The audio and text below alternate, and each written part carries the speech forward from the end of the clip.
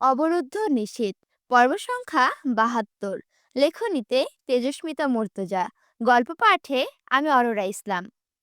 রাত ছোঁয়া দুটোর সময় হামজা আকস্মিক রিমিকে ছেড়ে সাদা চশমাখানা টেবিলের উপরে রেখে কিছুক্ষণ দাঁড়িয়েছিল।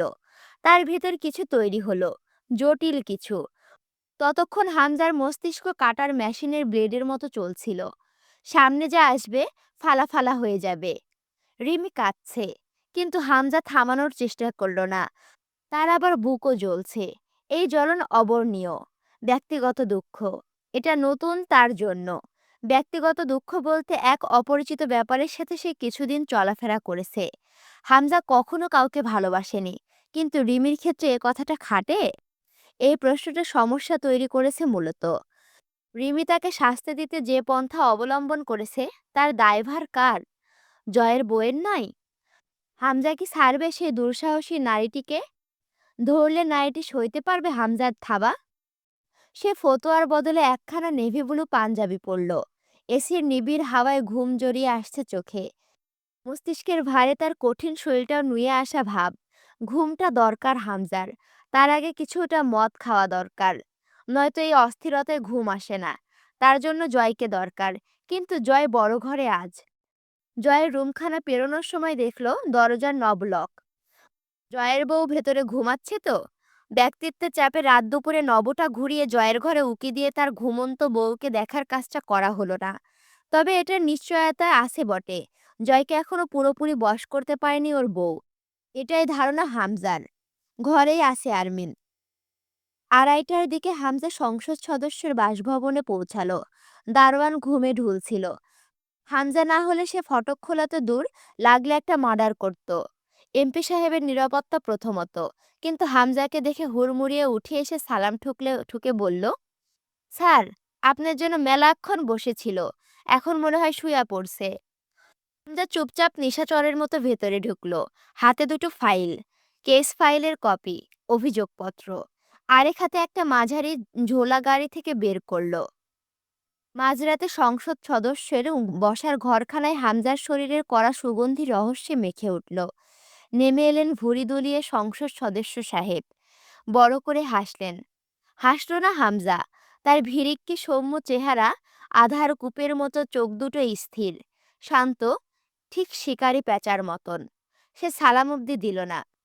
এমপি সাহেব বললেন, তোমার রাত ১২টায় আসার কথা ছিল। সোফায় বসে ফাইলগুলো এগিয়ে দিয়ে হামজা বলল, ওই দিকের ব্যবস্থা কতদূর করলেন? ফাইলগুলো দেখতে চাইলেন এমপি সাহেব। হামজা বাধা দিল, পরে দেখে নেবেন। আমি শেষ রাতের গাড়িতে রাজধানী যাব। কথা শেষ করি। মাসুদ, চা পানি দে রে। লাগবে না, আলোচনায় আসি। হামজা ঝোলা থেকে মোটা ৩টা হ্যান্ডগান ও ৪টা লোডেড ম্যাগাজিন বের করে সেন্টার টেবিলের ওপরে রেখে বলল, এগুলো লাইসেন্স নেই। লাইসেন্স শুধু আমার একটা পিস্তলের আছে। এগুলো এখন বাড়িতে রাখা যাচ্ছে না। আপনি রাখুন, পরে নেব। রেগে উঠলেন এমপি সাহেব। তার মানে যখন তখন তল্লাশি হবার পর্যায়ে আসো, হ্যাঁ? করতে বাকি রাখোনি? হামজা নির্লিপ্ত চোখে তাকিয়ে রইল। দুশ্চিন্তার ছাপ দেখা গেল এমপির মুখে। ঘন ঘন মাথা নাড়লেন। তোমার জয় যা করেছে ভালো করেনি, ভালো করেনি, বুঝছো? ওর সেই অভ্যাস নেই। সে যাই হোক, পলাশ আসগরের মার্ডার কেসে পুলিশ এখনো ডেড বডি পায়নি, অথচ জয়কে সাসপেক্ট নম্বর 1-এ রেখেছে। মাঝার ঝন্টু কাকার সহ আরও পুরনো কেসগুলোকেও নতুন করে খুলেছে। ওরা থেকে সব তদন্ত শুরু হয়েছে স্পেশাল ব্রাঞ্চগুলোতে। সেখানে আমার বাড়িটা গবেষণার বিষয়, বুঝতে পারছেন? অবাক হলেন এমপি। কে খুলেছে সেই সব কেস? বলবো সব। এখন কথা হলো, কয়দিন যে চাপাটা দিয়েছিলাম তা আলগা করেছে কেউ বা কারা। তাকে এবং তাদেরকে ধরে বলে দিলেও এখন তো আর ঢাকা যাচ্ছে না। চারিদিকের অবস্থা ভালো না। অন্তত এটার কাজ দ্রুত আগানো দরকার আপাতত। ঢাকা থেকে ফিরে আমি নিজে একবার যাব পুলিশ কাস্টাডিতে। অন্তত একটা নো ফল্ট স্টেটমেন্ট দিয়ে আসতে হবে। নিজেকে সাফ রাখতে হবে যথাসম্ভব। কিন্তু জয়কে আমি থানার বারান্দায়ও দেখতে চাই না। গভীর বার্তা দিল হামজা। গলার স্বর চড়ল এমপির। কোনো ইয়াংম্যান, ঠান্ডা ঠান্ডা। তুমি নিশ্চিত মার্ডার আর তার কালপ্রিটকে পবিত্র গোলাপ ফুল বানানোর প্রস্তাব করতে আসছো? নরকে যাওয়ার কাম এইটা? সহজ নাকি? হামজা নির্বিকার বসে রইল।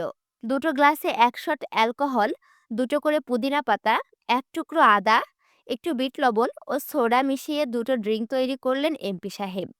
একটা গ্লাস হামজাকে এগিয়ে দিয়ে বললেন, পুলিশ পলাশের বডিটা পেয়ে গেলে ব্যাপার হাতছাড়া হয়ে যাবে গো হামজা। ওইটার ভালো ব্যবস্থা করো। বডি পাবে না। হেলান দিয়ে বসে গ্লাসে ২ চুমুক দিল হামজা।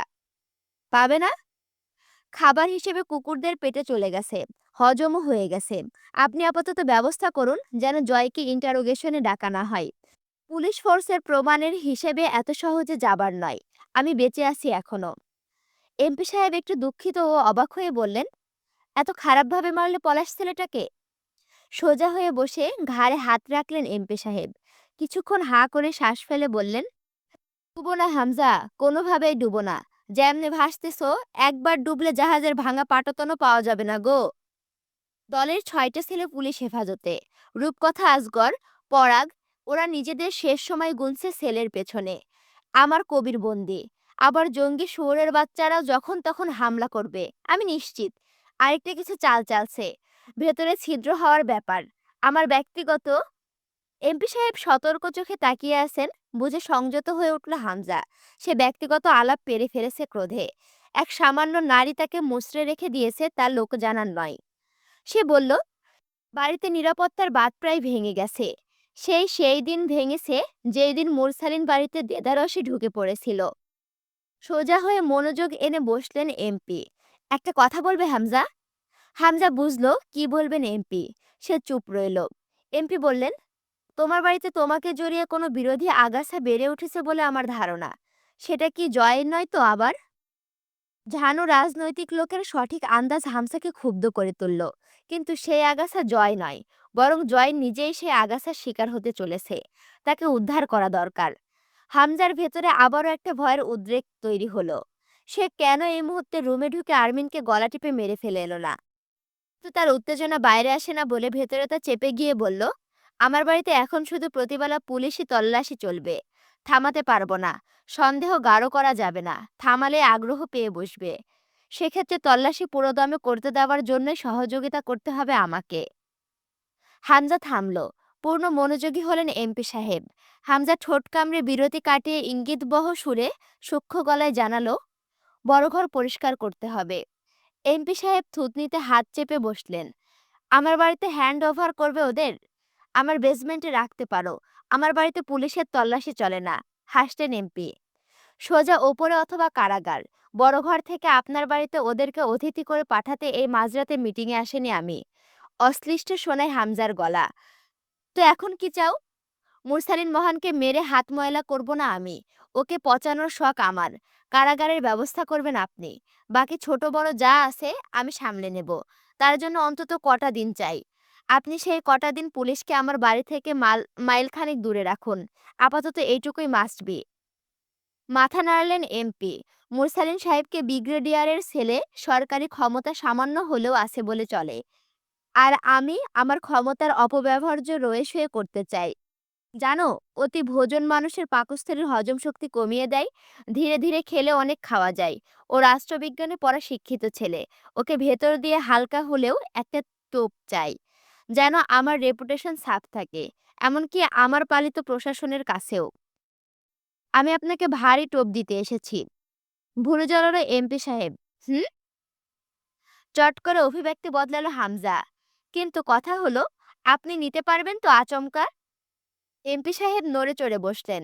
হামজা ভনিতা করার ছেলে না, বারুদ ছেয়ে। হামজার ভনিতার বিভ্রান্ত হয়ে তিনি চিন্তিত হয়ে পড়লেন। হামজা বলল, আমার উপরে রাগ করতে পারবেন না। আমি আসলে, আমার নিজেরও কিছু স্বার্থ ছিল বটে। এই এক কথায় কাজ হয়ে গেল অবশ্য। এমপি সাহেব পণ করে নিলেন, নিজের অজান্তে হামজা এখন চিরন্তন সত্যি বলবে।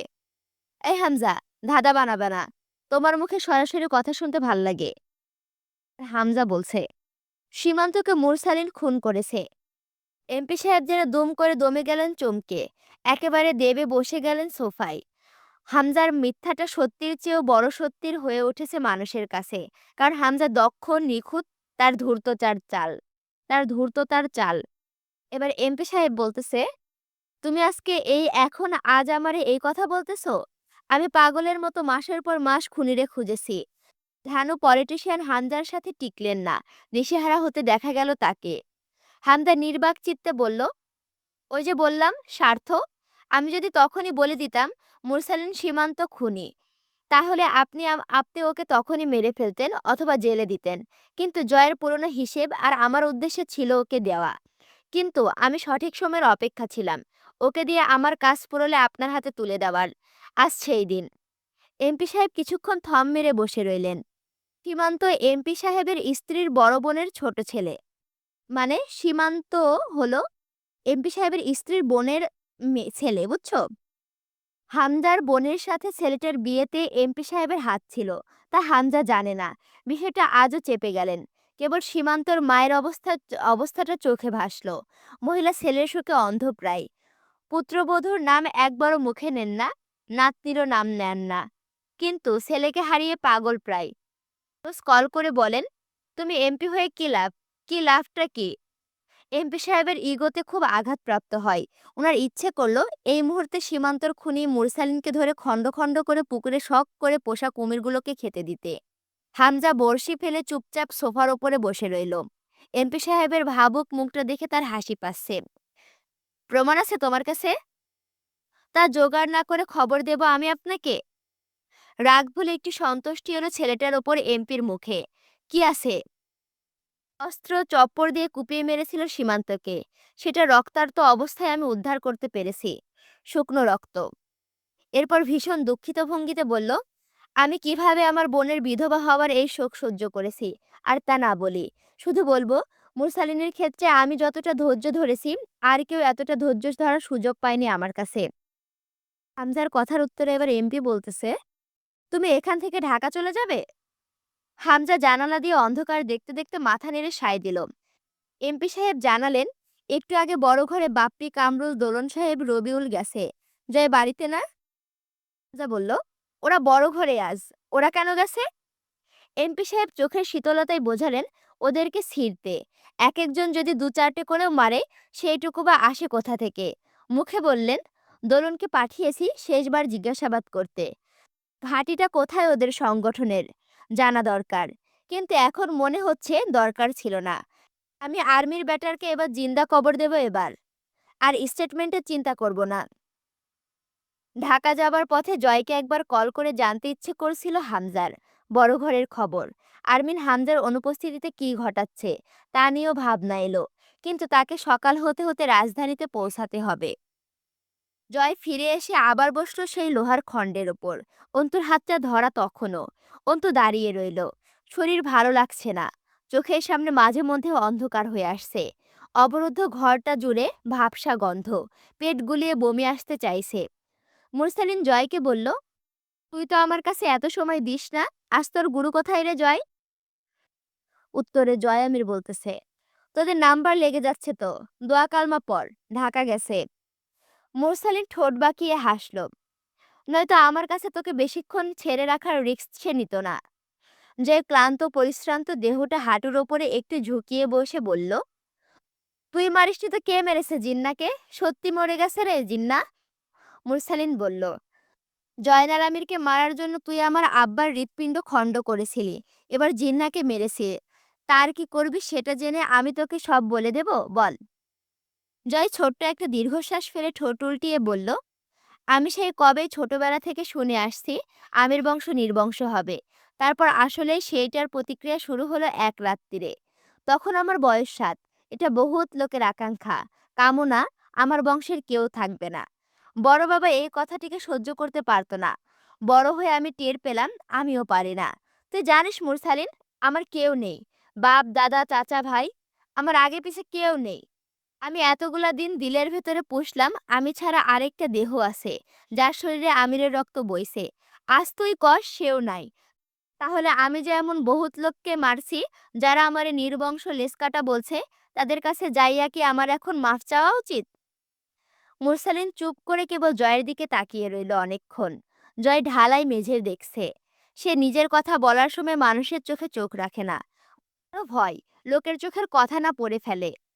মুরসালিন বলল, এমন অসংখ্য সত্তার মাঝে মাফ চাওয়ার আছে, কিন্তু আফসোস তুই তাদেরকে পাবি না আর। তারা কেউ তোকে ক্ষমা করতে দুনিয়াতে নেই। জয় হেসে ফেলল। তার মধ্যে প্রধান তোর বাপ আর ভাই, তাই তো? হতেও পারে। যদি বলি হ্যাঁ, খুব ভুল হবে না? কেন জানিস? জানি। কারণ তোর বাপ আমার দেবতা আছিল। কত আদর যত্নে আমারে বন্দি কইরা রাখছিল, কত সুন্দর দিন কাটাইতাম। সেলিমরে চোখের সামনে দেখতে দেখতে পাগল হইলাম। মুরসালিন বড় আফসোসের সাথে বলল, তুই সেই মানুষটাকে কেবল নিজের নোংরা পাগলাটে দৃষ্টিভঙ্গি দিয়ে ভুল বিচার করে খুব নৃশংস মৃত্যু দিয়েছিস, যে তোকে ৩টা বছর আগলে রেখেছিল। জয় কেসে উঠল। আগলে রেখেছিল? কস কি বাপ? মাথা ঘুরতাছে। এক গ্লাস লেবু পানি খাওয়াইতে পারলে জানডা শান্তি লাগতো। এটাও স্বাভাবিক। একজন অবিশ্বাসীর কাছে ধর্ম আচার শিক্ষাটা জুলুম মনে হওয়া উচিত। এই কথাটা কিন্তু মুরসালিন বলল। জয় মাথা দোলালো। না, আমি অবিশ্বাসী কে বলল? আমি হইলাম একজন সচেতন লোক। আমার বিশ্বাসের মেলা দাম। আবার আমার এই অবিশ্বাস বারবার ঠিক প্রমাণিত হয়েছে। কেমনে শুনবি? মুরসালিন তাকিয়ে রইল। জয় বলল, আমি নিজে বহুত মানুষের কাল হইছি, যারা বিশ্বাসী, ধর্মে পালনকর্তা, কিন্তু ওদের ধর্ম আর পালনকর্তা ওদেরকে আমার হাত থেকে রক্ষা করে নাই, যেমনটা আমারে করে নাই। কাঁধ ঝাঁকালো জয়। হতাশ সুরে চোখ ফিরিয়ে বলল মুরসালিন, তুই জন্মেছিস অবিশ্বাসী হয়ে জয়। যেই পঙ্গু কারণগুলো তুই ও তোর খোদাদ্রোহ অথবা দেশদ্রোহী দেখাস, তা শুধুই তোর স্বার্থপরতার বহিঃপ্রকাশ। জয় মুচকি হাসল।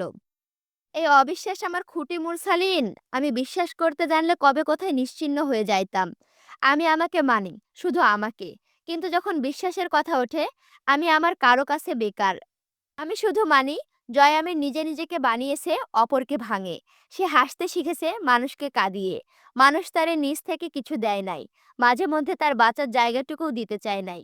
তোর আল্লাহ কিছুই দেয় নাই তারে। একটা পরিবার, একটা ঠিকানা, একটু সঙ্গ, একটু স্নেহ। অভরসা তোর ধর্মের হাত কামানো। তোর ধর্ম তোরে কে দিছে? এই বন্দি দশা? বন্দি তো তুইও। তোর নফসের কাছে বন্দি। তোর অপ্রকৃতস্থ বিকৃত চিন্তাধারার কাছে বন্দি। মদ ও পাপ সেই কারাগার, যা মানুষকে সাময়িক স্বস্তি দেয়, সাথে দেয় চিরস্থায়ী বন্দিত্ব। এই দুটোর মাঝে বিরতি এলে পাপী ও নেশাগ্রস্ত ছটফটে মৃত্যু অনিবার্য। তোর রুহু যে পাপের কাছে বন্দি। ঠোঁট বাঁকালো জয়, আর উত্তরে কিন্তু বলল, আর তুই অন্ধবিশ্বাসের কাছে। দেখ ভাই, আমি বিশ্বাস করি না, আমার জীবনটা খারাপ। তুই একজন খাঁটি বিশ্বাসী, ভালো লোক। তোর জীবনটা আরো খারাপ। তাইলে বিশ্বাসী আর অবিশ্বাসীর পরিস্থিতি যদি একই হয়, তাহলে আমি খালি খালি আমার বিশ্বাসী খরচাটা করব কেন? বিশ্বাস বেচে একদিন বড়লোক হব আমি। মুরসালিন দীর্ঘশ্বাস ফেলে মাথা নাড়ল। বিশ্বাস করতে শক্তি লাগে, অসীম শক্তি। তুই ভীষণ দুর্বল জয়। বিশ্বাস হলো কাঁচা, যা ঠুনকো আর ততটা ধারালো। যখন তখন ভেঙে যাবে, আর তা বিঁধলে সেই রক্তক্ষরণে তোর মৃত্যুও হতে পারে। কাছ ভীতুদের হাতিয়ার হতে পারে না। কাছ নিয়ে খেলতে সিনা চাই বিশাল। তুই ভীতু। তোকে সামান্য আঘাতও ভেঙে টুকরো টুকরো করে ফেলা যায়। আর সেই ভাঙনটা ধরে ভিতরে, যেটা আরো ভয়ানক। জয় মাথাটা নত করে নিঃশব্দে হাসল। তুই আমার অতখানি সহ্য করিস নাই। মুরসালিন হেসে উঠল। তাই তো, আমি তোর অতখানি সহ্য করিনি, তার চেয়ে বেশি হয়ে গেছে। জয় আলতো মাথা নাড়ে। তাই নাকি? মুরসালিন বলল, আমি তুই শুধু পথের বৈপরীত্য আলাদা, নয়তো আমার কাছে সব রকম সুযোগ ছিল তুই হয়ে যাবার। জয় দুপাশে মাথা দুলিয়ে হাসল। আমি হওয়া সহজ না। খুব সহজ। তুই হওয়া খুব সহজ। বলিস কি? জয় আমির বলছে। বলিস কি? প্রসেসিংটা বলতো। আবার জন্মাইলে সহজ পদ্ধতিটা ট্রাই করব জয় আমির হবার। প্রসেসিং কি? পঙ্গু দৃষ্টিভঙ্গি, ঠুনকো বিশ্বাস, অপাত্র কৃতজ্ঞতা, একপাক্ষিক বিচার, স্বার্থলোভী ধর্ম ভরসা। আবার সেই ভরসা বিশ্বাসের প্যাচাল। সম্বন্ধী সওয়াল, আমি অবিশ্বাসী, তাতে তোর আব্বার কি? হ্যাঁ, তোরে আমি আমার হেদায়েত নসিহত করতে বলি নাই।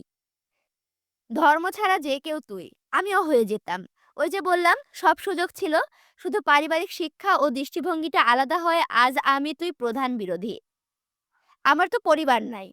আমার কাছে যে পরিবার ও শিক্ষা ছিল, তা অন্তত তোর কাছেও ছিল। কিন্তু সেটাকে তুই ভরসা করিসনি, উল্টো ঘৃণা করেছিস। সেই শিক্ষাগুলোকে শত্রু মনে করে সেটার বিরুদ্ধে বরং লড়াই করেছিস। জয় নাক শিউরে উঠল। তোর আমার পরিস্থিতি কি এক ছিল? মুরসালিন জবাব দেয়, আংশিক না। পরে হ্যাঁ, তুই আমার আব্বাকে মেরেছিস। তখন আমরা 3 ভাই বোন অন্তত ততটুকু ছোট, যখন আব্বাকে আমাদের সবচেয়ে বেশি দরকার ছিল।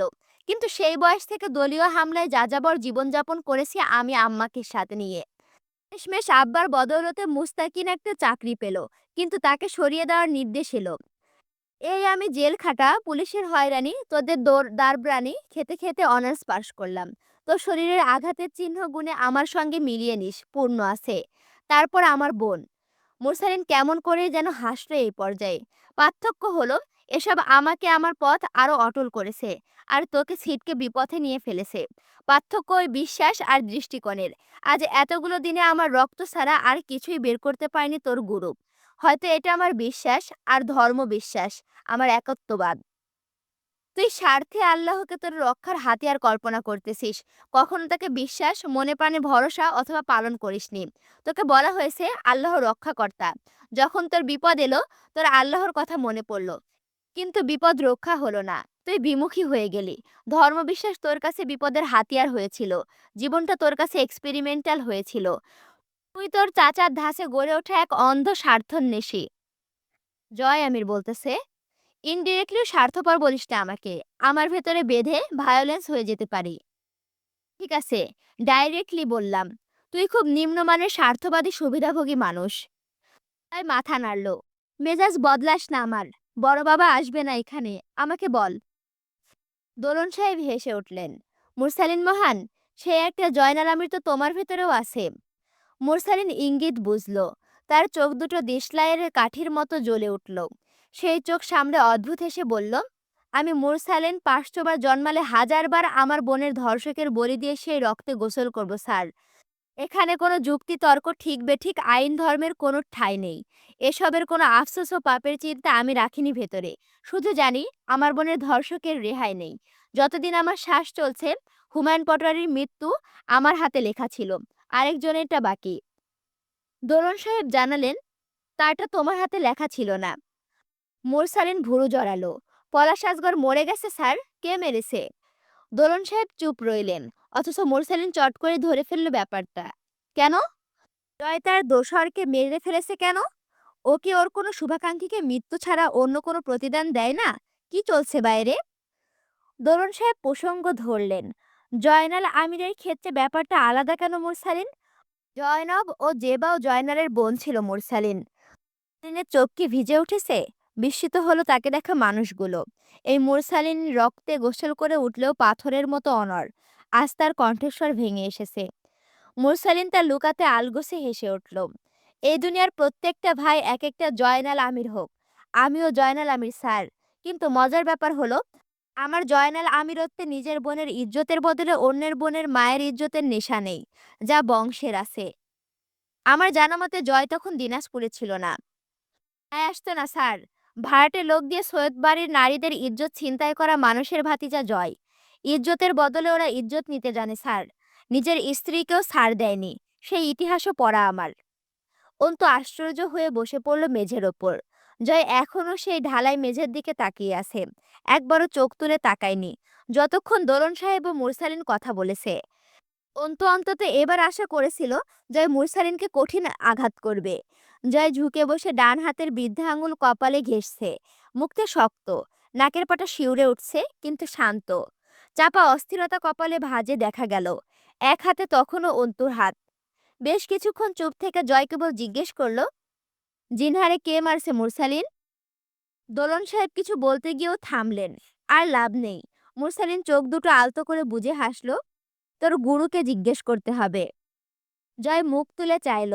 অনিয়ন্ত্রিতই তার হাতের মুঠো শক্ত হয়ে অন্তুর হাত শক্ত করে চেপে ধরলো আরেকটু। মুরসালিন হাত নেড়ে বিদায় জানালো। যা এখন, আর কথা বলতে ভালো লাগছে না। মুরসালিন আর তাকালো না জয়ের দিকে। সে তার ছেঁড়া শার্টের এক প্রান্ত ছিঁড়ে শরীরের ধুলোবালি ও শুকনো রক্ত মোছার চেষ্টা করলো। তাজা ক্ষততে পানি লাগলে ভীষণ জ্বালা ধরে। আশেপাশে পানিও নেই। মুরসালিন তায়াম্মুম করে ফজরের নামাজে বসলো। জয় আস্তে করে উঠে দাঁড়ালো অন্তুকে নিয়ে। অনেকক্ষণ ওইভাবে দাঁড়িয়ে রইল স্থির হয়ে। তিনটে দেহ অচেতন হয়ে পড়ে আছে। হাসপাতালে পাঠানো দরকার। তার সেই সবার ইচ্ছে করছে না। এমপি সাহেব এদের অবস্থা জানার পর আরেকটা ঝড় আসবে। আসতে পারে আর্মিনের ওপরও। কিন্তু জয়ের মাথাটা ফাঁকা লাগছে। মুরসালিন নামাজে সালাম ফিরিয়ে বসলো। তখনও জয় দাঁড়িয়ে আছে। তার আশেপাশে অনেকগুলো ছোট ছোট দেহ ছড়িয়ে ছিটিয়ে শুয়ে আছে। দু একজন ঘুম ভেঙে আধো চোখ খুলেছে, আবার শরীর ক্লান্তিতে ঘুমিয়ে পড়েছে। জয় খানিক পরে সব ওইভাবেই ফেলে অন্তুকে নিয়ে দোতলায় উঠে এলো। অন্তুর শরীর চলছে না। কোনো রকম সে অজু করে এসে নামাজে বসলো। কোনো কথা নেই। খানিকটা দূরে বসে জয় মেঝেতে হাত পা ছড়িয়ে বসে মন ভরে খানিকটা মদ খেলো। এরপর শরীরে একটা স্যাডেটিভ ইঞ্জেকশন পুশ করে শুয়ে পড়ল। সারাদিন একটানা ঘুমিয়ে ঘুমটা ছাড়লো মাগরিবের আজানের পর। অন্তু নামাজে বসেছে। জয় চোখ বুজে উপর হয়ে শুয়ে রইল। কিন্তু এর মাঝে অন্তু আচমকা নামাজের মাঝে উঠে বাথরুমে দৌড়ায়। তার পায়ের আওয়াজে ঝিম ছেড়ে গেল জয়ের। এক দৌড়ে বাথরুমে পৌঁছে অন্তুকে ধরল। কি হয়েছে, এই মেয়ে? অন্তু তাকালো। জয় আবার শুধাই, কি, ওইভাবে দৌড়িয়ে আসলা কেন, শরীর খারাপ? হুম। অন্তু জয়কে সারিয়ে চোখে মুখে পানি দিল। তখনও কপাল কুঁচকে তাকিয়ে আছে জয়। অন্তু বলল, আপনার বড় ঘরে গেলেই আমার শরীর খারাপ হয়।